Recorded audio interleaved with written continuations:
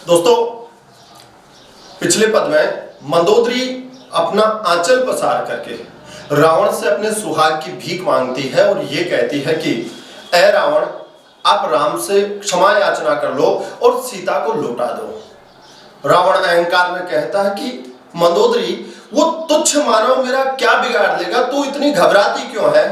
तो मंदोदरी कहती है कि पति, तुम भ्रांति में हो। जो अखिल विश्व का स्वामी है उसे तुम साधारण मनुष्य मान रहे हो। सजल नयन कहर जुग कर जोरी, सुनहु प्राणपति बिनती मोरी। सजल नयन, आंखों को जल से कर लिया, अर्थात आंखों में आंसू ले आती है मंदोदरी और कहे जुग कर जोरी। दोस्तों, जुग का तत्सम होगा युग, और युग यानी होता है जोड़ा, जोड़ा यानी दोनों। सिया राम मैं सब जग जानी, करहु प्रणाम जोरी जुग पानी। तो जुग का अर्थ दोनों, कर यानी हाथ। सजल नयन करी कहे जुग कर जोड़ी, आंखों में आंसू भर करके दोनों हाथ जोड़कर कहती है कि सुनहु प्राणपति बिनती मोरी। ऐ मेरे प्राणपति, मेरी विनती पर जरा गौर तो करो। कंत राम विरोध परिहर्यो, ऐ मेरे पति, राम के साथ आपने जो ये विरोध ले लिया है इसे त्याग दो। जानी मनुज, आप उसे मनुष्य समझ रहे हो, जनी मन हट धार्यो, उसे साधारण मनुष्य समझकर तुम मन में हट मत धारण करो, ये जिद छोड़ दो कि राम साधारण मनुष्य है। मंदोदरी समझाती है कि विश्व रूप रघुवंश मणि, ये राम शरीर के रूप में सामने एक मानव के रूप में दिखते हैं, मगर राम एक शरीर नहीं है, विश्व रूप, पूरा विश्व राम के भीतर समाहित है। वो रघुकुल रत्न, वो रघुवंश मणि जो राम है, वो राम एक मानव नहीं, वो तो पूरा अखिल विश्व है। करहु बचन विश्वास, मेरी बात का भरोसा करके देखो रावण। लोक कल्पना वेद करी, वेदों में जितने लोकों की कल्पना की गई है ना, स्वर्ग पाताल नरक स्वर्ग है, लोक कल्पना वेद करी, अंग अंग प्रति जासु, वो उस राम के प्रत्येक अंग में निवास करते हैं। तो वो राम एक शरीर नहीं है, वो राम पूरा विश्व है। रावण, इस बात पे कोई दो राय नहीं है, मेरी बात का विश्वास कर लो। अब दोस्तों, मंदोदरी के माध्यम से बाबा तुलसीदास राम का पूरा चित्र पाठकों के सामने उपस्थित कर देंगे।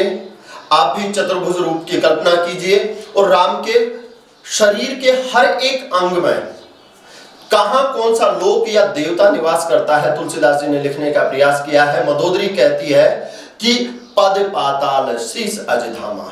ऐ रावण, उस राम के शरीर में सबसे नीचे ही नीचे आते हैं दोस्तों चरण। तो पद पाताल, उसके चरणों में कौन सा लोक है? पाताल लोक है। पद पाताल और शीस अजधामा, और शीर्ष में सबसे ऊपर अजधाम ब्रह्मा का निवास है। दोस्तों, ब्रह्मा सर्जक होता है, सृजन करता है, और राम की बुद्धि भी तो सृजनशील है। इसलिए पद पाताल शीस अजधामा अपर लोक, ये दो लोक तो बता दिए कि पाताल लोक तो चरणों में है और ब्रह्म लोक जो है शीश पे है। अपर, अपर का अर्थ होता है अतिरिक्त, अन्य। अपर लोक अंग अंग विश्रामा, अन्य जो लोक है राम के एक एक अंग में विश्राम करते हैं। कहां कौन सा लोक, कहां कौन सा देवता निवास करता है कि भ्रकुटी विलास भयंकर काला, राम की भ्रकुटी। दोस्तों, भ्रकुटी भौहों को कहते हैं, और जब क्रोध आता है तो भ्रकुटी तन जाती है। तो काल जो है वो राम की भ्रकुटी में निवास करता है। अब दोस्तों, कोई तो लॉजिक भी तो होगा, यहां पर जो है किसी अन्य देवता का निवास तो नहीं माना। भ्रकुटी विलास भयंकर काला, विलासना यानी शोभा देना, राम की भ्रकुटी में कौन शोभा देता है? काल। क्योंकि दोस्तों, जब क्रोध आता है तो भ्रकुटी तड़ती है, और जिसकी ओर राम की भ्रकुटी तड़ गई तो समझो उसे राम ने नहीं, साक्षात काल ने देखा है। तो राम की भ्रकुटी में तो कौन शोभा देता है? काल। भ्रकुटी विलास भयंकर काला, नयन दिवाकर कच घनमाला, आंखें चमकता हुआ सूर्य है। राम की आंखों को सूर्य कहा है, सूर्य, नयन दिवाकर और कच घनमाला। और दोस्तों, कच यानी होते हैं केश, कच यानी बाल, और बालों की जो उपमा दी है वो बादलों की श्रृंखला से की है। भ्रकुटी विलास भयंकर काला, राम की भ्रकुटी में काल रहता है, आंखों में सूर्य, और बाल ऐसे हैं जैसे बादलों की श्रृंखला हो। जासु घ्राण अश्विनी कुमारा, और जिनके नाक है वो अश्वनी कुमार है। दोस्तों, अश्वनी में मूल शब्द है अश्व, और इन्हीं प्रत्यय है। तो अश्व का मादा अश्वनी और अश्वनी के कुमार। इसमें एक अंतर कथा है। सूर्य की पत्नी संज्ञा से जब सूर्य का तेज सहा नहीं गया तो वो अपनी छाया छोड़कर चली जाती है दोस्तों, और जब वो गई तब वो गर्भ से थी।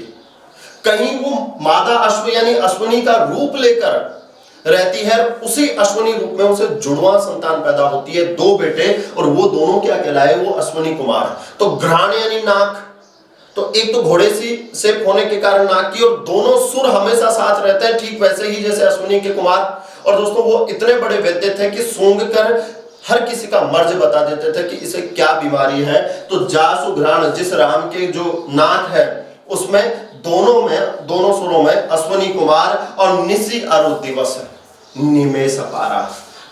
निमेष का अर्थ होता है दोस्तों पलक झपकना। तो राम दिन में न जाने कितनी बार, अपार बार पलक झपकते हैं। तो निसी अरु दिवस निमेष अपारा, राम की अपार बार पलकों का झपकना, पलकों का गिरना उठना, ये दिन और रात का होना है। जी हाँ दोस्तों, तेरी आंखों के सिवा दुनिया में रखा क्या है, ये झुके शाम ढले, ये उठे सुबह टले। राम के लिए गा रहा हूं। तो नीचे हुई, रात हुई, ऊपर हुई, दिन हुआ, तो अपार बार पलकों का झपकना दिन और रात का होता है। श्रवण दिशा 10 वेद बखाने, राम के जो कान है ना, उनके बारे में वेद ऐसा बखान करते हैं कि राम के कान नहीं है, 10 दिशाएं हैं दोस्तों। 4 दिशाएं, चारों के 4 कोने, 8 ऊपर और नीचे, ये 10 दिशाएं होती है। बताइए राम के कानों को दिशाओं का आरोप क्यों किया गया है? आप कहां से पुकारोगे दोस्तों? कहीं पर भी पुकारिए, सीधी पुकार कहां जाएगी? राम के कानों में जाएगी। इसलिए कहा है वेदों में कि हर दिशा राम के कान है। तो श्रवण दिशा 10 वेद बखानी, मारुत श्वास, जब राम सांसें लेते हैं तो हवा चलती है, निगम निज वाणी, और राम का हर शब्द जो है पुराण संदर्भित है, पुराणों से युक्त है, शास्त्र जो है राम की वाणी है। राम के विश्व रूप का वर्णन करते हुए मंदोदरी आगे कहती है कि अधर लोभ जम दसन कराला, माया हास बाहु दिग्पाला। अधर लोभ, राम के होठों पर लालच का निवास है, लोभ का। और जम, यम जो है दसन कराला, कराल का अर्थ होता है दोस्तों भयंकर। जब कराल के वी उपसर्ग लगाओगे तो विकराल हो जाता है। प्रेम को पंथ कराल महा, तलवार की धार पे धावनो है। तो अधर लोभ जम, जम कहां है? राम की दाढ़ों में है, राम के दसन यानी दांतों में है। अधर लोभ जम दसन कराला, माया हास, राम कभी हंसते हैं, ये सिर्फ माया है। माया हास बाहु दिक्पाला, और राम के जो चतुर्भुजाएं हैं वो चारों दिशाओं का पालन करती है, इसलिए बाहु दिक्पाला आनन अनल। दोस्तों अग्नि देवता, राम के चेहरे पर कौन से देवता का निवास है? चेहरे पर होता है दोस्तों तेज, ग्लो। और तेज किसका प्रतीक है? तेज अनल का प्रतीक है, इसलिए आनन अनल। आपने देव का एक पद पढ़ा होगा, हंसी की चोट, जिसमें श्री कृष्ण एक गोपिका की तरफ मुस्कुराकर चले जाते हैं। मुस्कुराने के साथ ही वो हृदय चुरा लेते हैं, मगर पलटकर फिर वापस नहीं देखते हैं। गोपिका के शरीर से एक एक जो पंच तत्व है उससे एक एक तत्व जाने लगता है कि सांसन ही सो समीर गयो, और आसन ही सब नीर गयो ढरी, तेज गयो गुण ले अपनो, और भार गयो तन की तनुता करे। दोस्तों सांसन ही सो समीर गयो, सांसों से तो वायु तत्व चला गया, और आंसू ने ही सब नीर गयो ढरी, और आंखों से जो आंसुओं के रूप में जल तत्व चला गया। तेज गयो गुण ले अपनो, और चेहरे पर जो तेज था वो अपना गुण लेकर चला गया। तो तेज किसका है? तेज अग्नि का है। तो ऐसे यहां राम के चेहरे पर जो है अग्नि देवता, अंबुपति जिव्या, और जीभ पर वरुण देवता। अंबु यानी जल है, और जल का जो देवता है वो वरुण देवता है। आनन अनल अंबुपति जिव्या, उत्पत्ति पालन प्रलय सम ईहा। दोस्तों ईह का अर्थ होता है इच्छा, इसलिए यहां लालसाएं पालने के कारण इस संसार को ईह लोक कहते हैं। और जिसकी कोई इच्छा ही नहीं है, निर प्लस ई है, खूब सुना होगा आपने, निरीह है, अरे निरीह प्राणी है। तो राम की समीहा, समीहा का अर्थ है इच्छा, चेष्टा। चेष्टा क्या क्या चेष्टाएं हैं, क्या क्या इच्छा है? उसकी मर्जी पड़े पैदा करे, उसकी मर्जी पड़े पालन करे, और उसकी मर्जी पड़े प्रलय ले आए। उत्पत्ति पालन प्रलय समिहा, रोम राज अष्टादश भारा। उसके रोम रोम में राजता है। राज के वी उपसर्ग लगा दो तो विराजो, और राजना यानी शोभा देना। रोम रोम में राजता है अष्टादश भारा। दोस्तों 18 प्रकार की भारा यानी वनस्पति। रोम राज अष्टादश भारा, अस्थि शैल सरित नस जारा। जो राम के शरीर में हड्डियां हैं वो तो पर्वत है, अस्थि शैल और सरित नस जारा। और जैसे पर्वत पे से नदियां दौड़ती है, ऐसे ही जो नसों का जाल है, जारा यानी जाल। अस्थि शैल हड्डियां तो पर्वत है, और उन हड्डियों के ऊपर दौड़ने वाली नसें जो है वो सरिता है। अस्थि शैल सरित नस जारा। उदर उददी, राम के पेट में समुद्र है।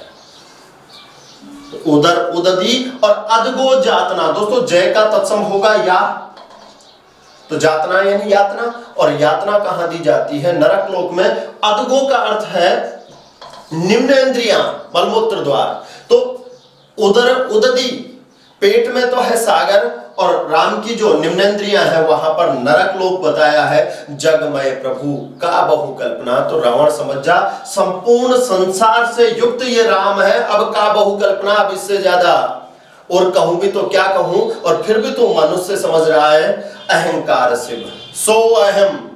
जब राम का अहम जागता है तो उससे शिव बोलता है बुद्धि अज। राम की बुद्धि में ब्रह्मा का निवास है, क्योंकि बुद्धि सृजक है। तो राम में भी सृजन करने का जो तत्व है अहंकार शिव बुद्धि अज मन शशि। और मन बड़ा शांत है, मन चंद्रमा की भांति है। चित्त महान, और चित्त जो है वो विष्णु सा है। मनुज बास, बस एक रूप लेकर, मनुष्य का रूप लेकर यहाँ निवास करने आया है, जिसके भीतर सचर और अचर है, जिसमें जड़ और चेतन जितने भी पदार्थ है वो सारे जिसमें निवास करते हैं, वो राम यहाँ मनुष्य का रूप लेकर आया है। रूप राम भगवान, उस राम को भगवान के रूप में समझ जाओ। वो तो मनुष्य होकर घूमता है, बाकी राम के रूप में वो ईश्वर है। अस विचार सुनो प्राणपति, ऊपर वाली बातों पर, सारी बातों पर विचार करके, ऐ मेरे प्राणपति मेरी बात सुन। प्रभु सन बैरु बिहाई, प्रभु के साथ ये जो बैर ले लिया इसे छोड़ दे, त्याग दे, अलग कर दे, और प्रीति करहु रघुवीर पद, और राम के चरणों से प्रेम कर ले, ताकि मम अहिबात न जाए। वो तुझे मार देगा, वरना, और मार देगा तो मेरा सुहाग उजड़ जाएगा। मगर राम से तू अगर प्रेम करेगा, राम के चरणों से प्रेम करेगा, तो राम तुझे अभय कर देंगे, और तुझे अभय कर देंगे तो मेरा सुहाग जाएगा नहीं। मित्रों, रावण को समझाने के क्रम में मंदोदरी अपनी बातें रावण के सामने रखती रहती है। उधर राम बड़े धैर्य से समुद्र को पार करके और सुबेला नामक पर्वत पर अपना पड़ाव डाल लेते हैं। दोस्तों राम जो युद्ध चाहते ही नहीं है, एक पूरी रात राम की इसी विचार में गुजर जाती है कि मेरा मकसद कोई सत्ता हासिल करना तो है नहीं, किसी एक व्यक्ति को आजाद कराने के लिए क्या मैं इतनों को, सामने वालों को मार दूं, अपने पक्ष में मरवा दूं, ये उचित है क्या? और राम पूरी रात संशय में गुजार देते हैं। आपको याद होगा संशय की एक रात, नरेश मेहता की रचना है संशय की एक रात। नरेश मेहता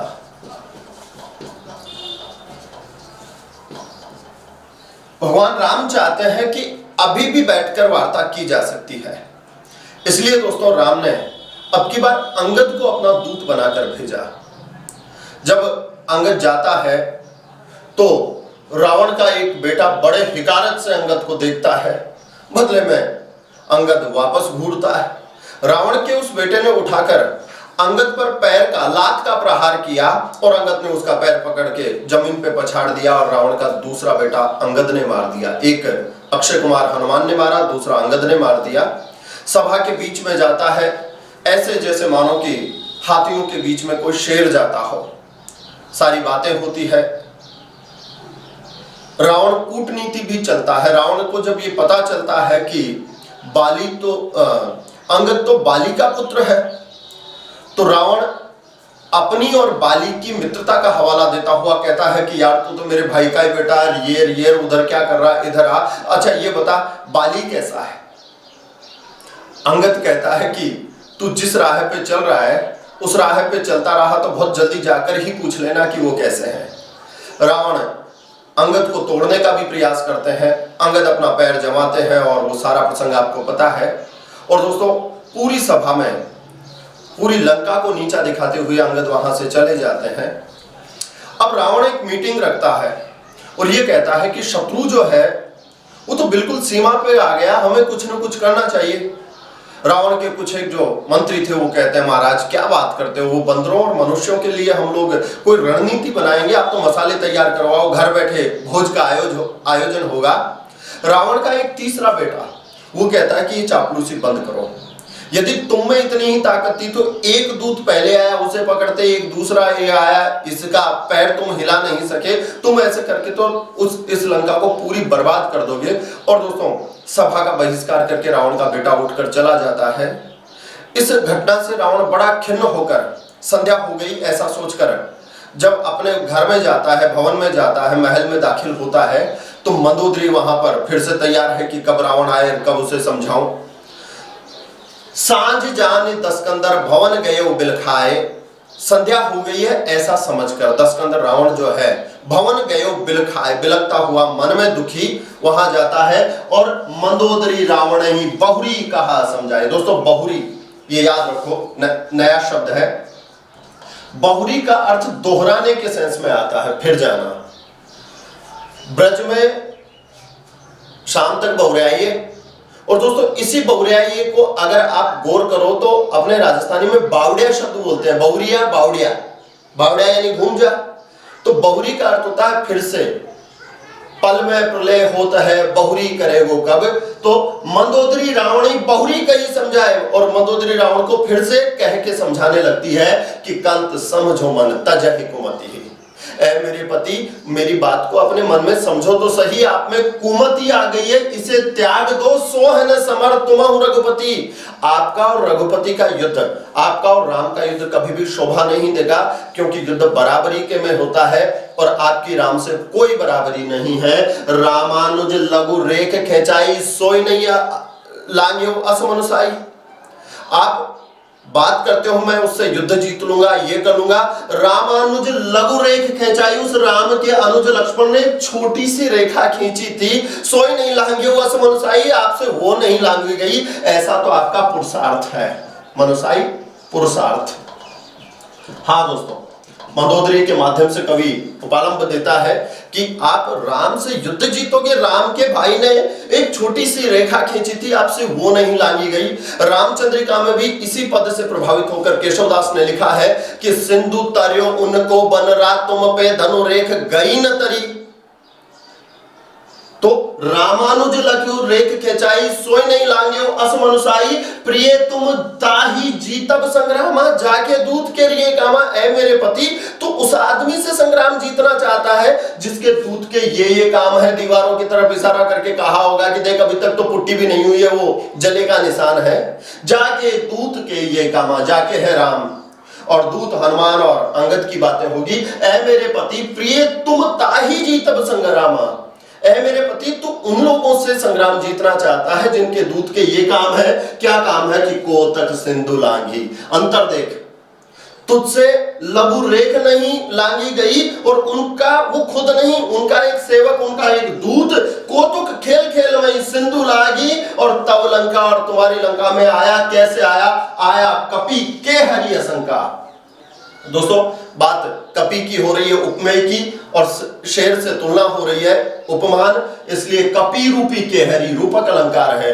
वो बंदर रूपी शेर तेरी लंका में आया और शत्रु के नगर में कोई आए तो जरा सी शंका तो हो, भय तो हो, मगर कैसे आया? असंका आया, कोई डर ही नहीं था उसके दूतों को। कोतुक सिंधु लांघी तव लंका, आयो कपि केहरी असंका और रखवारे हति विपिन उजारा। उस बंदर ने, उस दूत ने रखवालों को मारा और विपिन अशोक वाटिका को उजाड़ दिया और देखत तो ही अक्षत ही मारा। तेरी आंखों के सामने तेरे अक्षय कुमार को मार गया। अक्षय रावण के पुत्र का नाम है अक्षय कुमार। तो देखत तो ही अक्षत ही मारा, जारी सकलपुर कीने छारा। और जला गया वो सकलपुर सारी नगरी को, और कीनसी छारा और जलाकर पूरी नगरी को क्षार कर गया, क्षार यानी राख कर गया। कहां रहा बल गर्भ तुम्हारा। ये जो डींग हाँकते हो, मूछे मरेड़ते हो, तो ये ताकत उस दिन कहां गई थी जिस दिन हनुमान ये सारे काम कर रहा था, बेटे को मार रहा था, नगरी को जला रहा था। कहां रहा बल गर्भ तुम्हारा।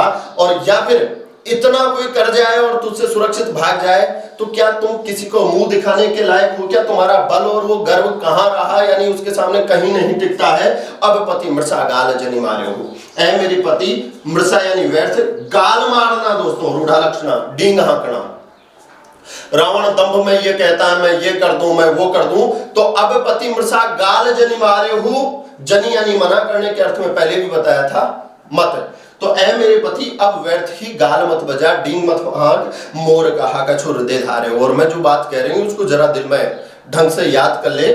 पति रघुपति नृपति जनि माने हो। कुबुद्धि आ गई है तुम उस व्यक्ति को अन्य राजाओं की भांति कम तरह आंक रहे हो। ऐ मेरे पति, वो जो रघुपति राम है उसको साधारण नृपति, साधारण राजा मत मान। अग जगन्नाथ, दोस्तों अग का अर्थ होता है अखिल और जग यानी विश्व। तो अग जगन्नाथ अतुल बल जाने हो, वो अखिल विश्व का तो स्वामी है और अतुल बल है, समझ सकता है तो समझ जा। इसी क्रम में मंदोदरी राम के कई और ऐसे कृत्य हैं जिनके लिए ये असंभव कार्य था ऐसे राक्षसों को मारना, और वो क्रम से मारते ही आ रहे थे। वो सारी चीजें याद दिलाती है कि बाण प्रताप जाने हूं मारीचा, तासु कहा माने हो नहीं नीचा। वो कहती है कि तेरा वो जो मामा मारीच था, वो जब राम किशोर हुए थे और यज्ञ भंजन के लिए बाहु सुबाहु के साथ मारीच गया था, मारीच के कान के पास से एक तीर गया था और उसी दिन मारीच समझ गया था कि इससे बचना असंभव है। अब तूने मारीच को कहा कि तू हरिण बन के जा, तो मारीच तो ये जानता था कि वो राम जाते ही मार देंगे। तो बाण प्रताप जाने हो मारीचा, उन राम के बाणों का प्रताप मारीच अच्छी तरह से जानते थे। उसने तुझे समझाया भी, मगर तासु कहा माने हो नहीं नीचा। ऐ दुष्ट, तू तो उसका कहना भी नहीं माना। जनक सभा अगणित भूपाला, रहे तुम बल अति अतुल विशाला। जरा याद तो कर उस दिन को जब जनक की सभा में अगणित भूपाल आए थे। भू यानी धरती और पाल यानी पालन करने वाले, तो भूपाल यानी राजा। राजा जनक की सभा में अगणित राजा आए थे जिनमें रूप छिपाकर तू भी बैठा था। रहे तुम और बल अतुल विशाला, और तुम में जो बल था वो अतुलनीय और विशाल था। और तुम्हारी आंखों के सामने उस राम ने भंजी धनुष जानकी बिहाई, धनुष का भंजन करके आंखों के सामने जानकी से ब्याह किया। तब संग्राम जीते किन नाही, इतना ही था तो वहां से संग्राम करके उस दिन जीत कर क्यों नहीं लाए, चोरी छिप के सीता को उठा के क्यों लाए। सुरपति सुत जाने बल थोड़ा, जिस तरह राम को तुम कम आंक रहे हो रावण, ऐसे ही सुरपति, सुर यानी देवता, पति यानी स्वामी, देवताओं का राजा अर्थात इंद्र, और इंद्र का सुत दोस्तों वो है जयंत। जयंत, एक बार इसमें एक अंतर कहानी है। सुरपति सुत जाने हो बल थोड़ा, राम के बल को थोड़ा जानने की गलती सुरपति सुत इंद्र के बेटे ने भी कर ली थी, जयंत ने भी। और दोस्तों जयंत कौवा बन के मां सीता के पैर पे चोंच मार जाता है और जिससे सीता जी का पैर लहूलुहान हो जाता है। राम ने एक तिनका उठाया और जयंत के पीछे फेंक दिया।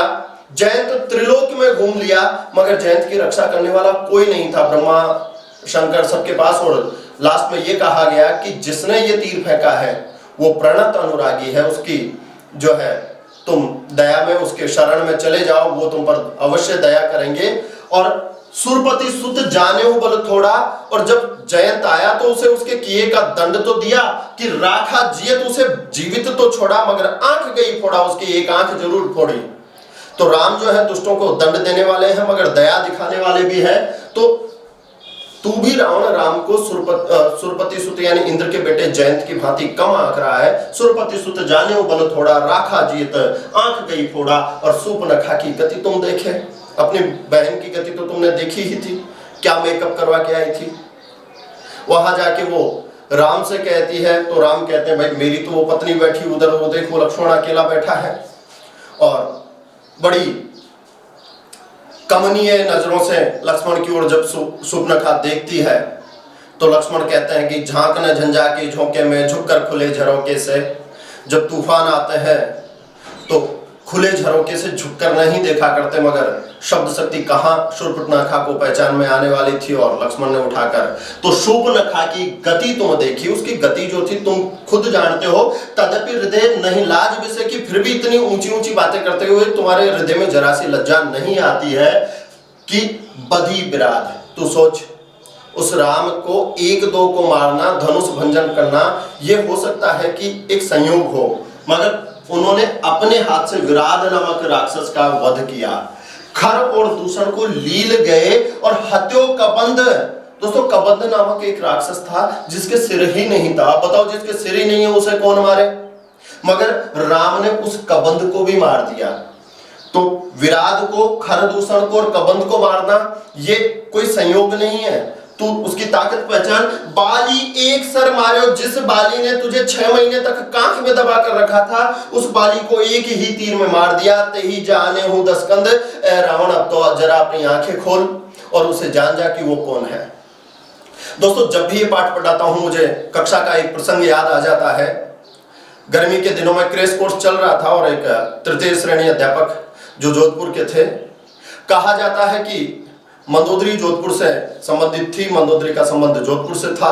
और जैसे ही प्रसंग समाप्त हुआ, वो क्लास में कहते हैं कि गुरुजी जी समझाए तो गणी पण जीजो नकटो बहुत छो। हाँ दोस्तों, तो ये प्रसंग मैं आपके साथ भी साझा कर रहा हूं। मित्रों, रावण को समझाने के क्रम में मंदोदरी आगे कहती है कि ऐ रावण, उस राम की शक्ति को पहचान। समुद्र जैसे विशाल चीज का थाह लेने वाला कोई साधारण मनुष्य नहीं हो सकता है। जही जलनाथ बांधेहु हेला।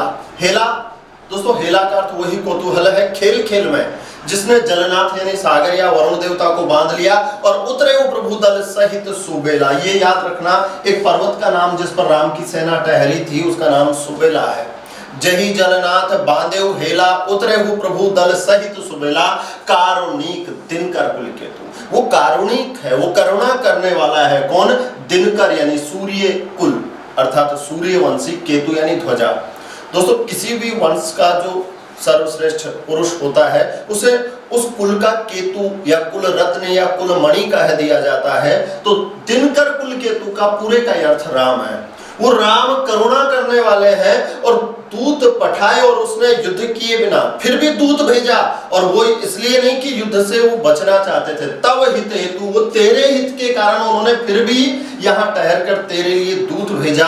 सभा मांझ जही तव बल माथा, और उसका दूत आया और भरी सभा के बीच आकर तेरे, तव यानी तुम्हारे, बल को मसल के चला गया। वो ऐसे आया तुम राक्षसों के बीच जैसे करिन बरुथ महु मृगपति जथा। दोस्तों, करी यानी हाथी, करीन यानी बहुवचन। करियों का, हाथियों का बरूथ यानी समूह हो, और उसमें जैसे मृगपति यानी शेर।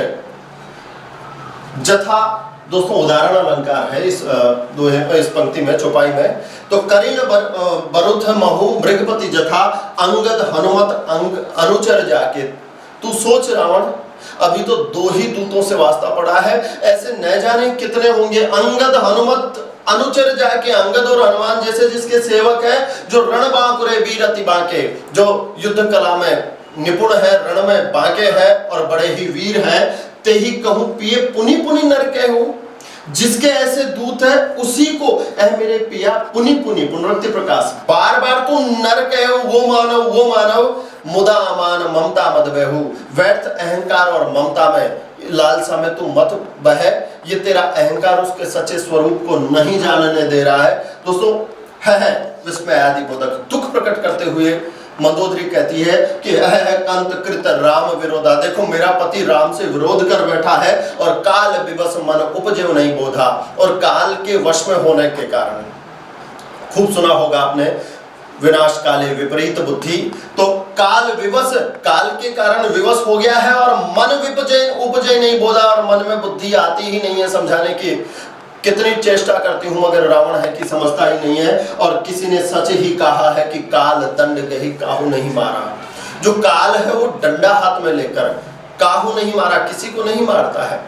किसी को मारते समय दोस्तों यमराज प्रत्यक्ष नहीं आता है। काल दंड का अर्थ डंडा, गही काहू नहीं मारा तो कैसे मारता है? जिसे मारना होता है हरई धर्म बल बुद्धि विचारा। जिसको काल मारना चाहता है वो हरण कर लेता है पहले धर्म बल बुद्धि और विचार का।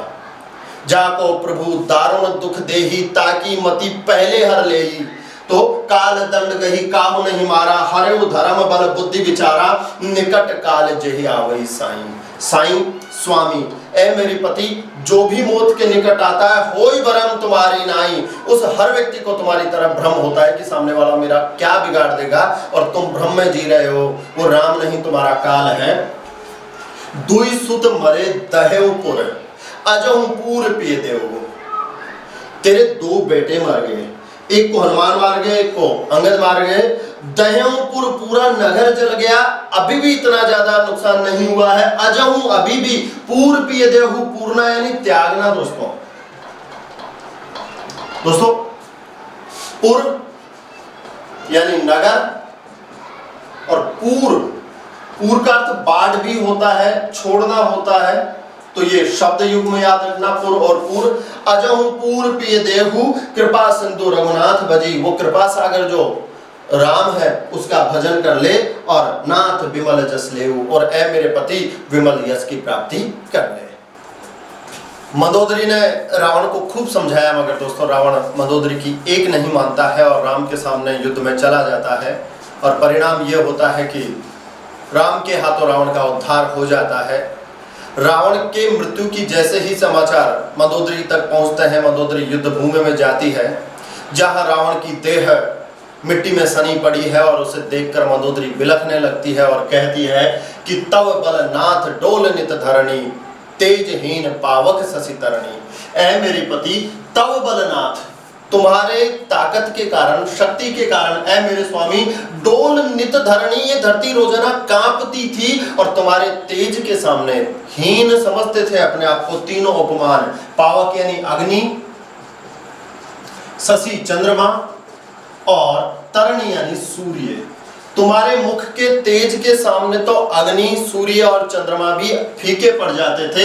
शेष कमठ सही सका न भारा, और जब तू चलता था धरती पर तो नीचे शेषनाग और कमठ यानी कछुआ। दोस्तों पहले बताया था पद्माकर के पद में कि धरती में नीचे ही नीचे एक कछुआ है, कछुए के ऊपर वराह है सुअर, और उसके ऊपर शेषनाग, और शेषनाग के ऊपर धरती टिकी हुई है।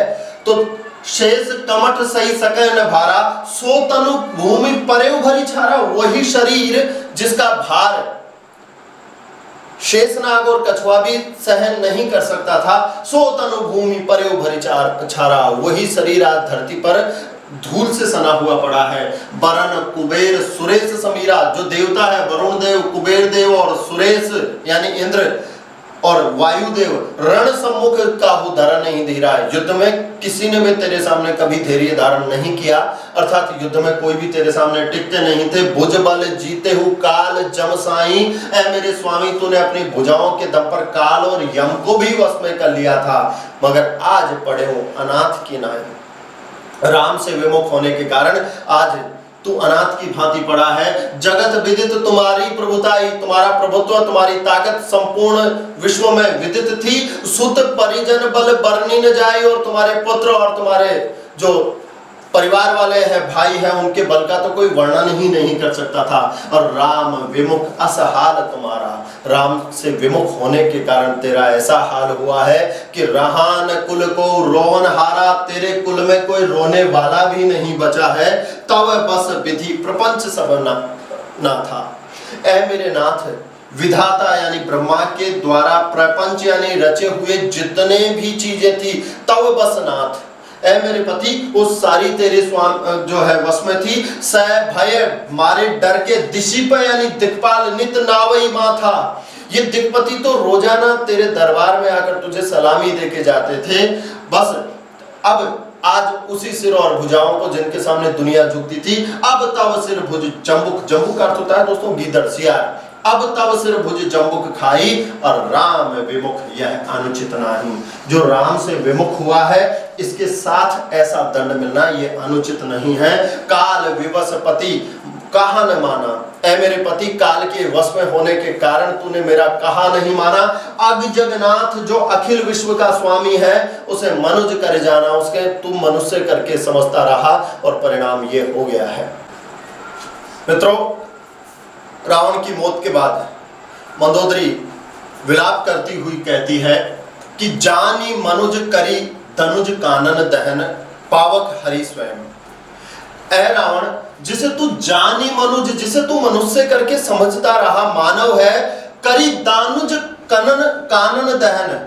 धनुज कानन राक्षस रूपी जंगल, रूपक अलंकार है इसमें, पूरे में सांरूपक अलंकार है कि जानी मनुज करी धनुज कानन दहन, पावक हरि स्वयं। जिसे तू मनुष्य करके समझता रहा, वो हरि स्वयं अग्नि रूप लेकर आया और राक्षस रूपी जंगल का दहन करके चला गया। जही नमत शिव ब्रह्मादि सुर। ऐ रावण, जिसको रोज नमन करते हैं शिव ब्रह्मादि देवता, पिए भजेव नहीं करुणा अयम। उस करुणा सागर का ऐ मेरे पिया तूने कभी भजन ही नहीं किया। आजन्म ते परद्रोहरत, तू तो आजन्म से यानी जन्म से ही परद्रोहरत, रत यानी लीन, दूसरों से द्रोह करने में ही लीन रहा। और पापोगमय तव तनु अयम, और पाप का ओघ, पाप प्लस ओघ और पापों का समूह बना लिया तूने। तव यानी तुम्हारे, तनु अयम यानी इस शरीर को। इस शरीर में राम का नाम लेने की बजाय दूसरों से विद्रोह कर करके तूने खुद को पाप का समूह बना लिया। फिर भी ऐसे पापी को राम अपने हाथों से मारकर उद्धार किया। तुम्हें दियो निज धाम राम ब्रह्मा नमामि ब्रह्मा निरामय। उस राम ने अपने हाथों से मारकर तुझे अपना लोक दे दिया। उस राम को मैं नमन करती हूँ जो राम ब्रह्मा तुल्य है और जो निरामय। दोस्तों, आमय यानी होता है विकार, द्वेष, रोग, राग आदि, और निरामय यानी जिसमें कोई रोग दोष नहीं हो। तो जो विकारों से ऊपर है उस राम को मैं नमन करती हूँ। है नाथ रघुनाथ सम, कृपा सिंधु नहीं आन। दोस्तों, इसमें आदि बोधक दुख प्रकट करते हुए मंदोदरी कहती है कि है नाथ ऐ मेरे पति, रघुनाथ सम, राम के समान कृपा सिंधु नहीं आन। कृपा सागर कोई दूसरा नहीं है। देख, तेरे जैसे दुष्ट को भी अपने हाथों से मारकर जोगी वृंद दुर्लभ गति, जो गति जोगियों के वृंद यानी समूह को तपस्या कर करके जो राम के लोक में जाना चाहते हैं, ऐसे लोगों को भी जो गति दुर्लभ है, ते ही दियो भगवान, उस राम ने तुझे वो गति दे दी है जो योगियों के लिए भी दुर्लभ है। धन्यवाद साथियों।